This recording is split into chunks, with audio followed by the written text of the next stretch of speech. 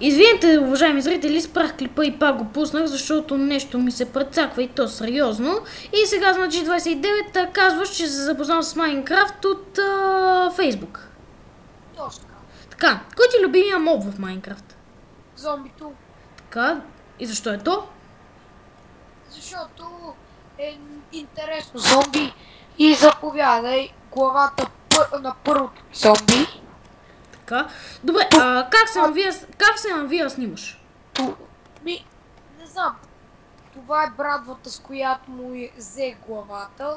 Окей, как се навия снимаш? И книга за зомбито. Това всичко е за теб. Благодаря, как се навия снимаш?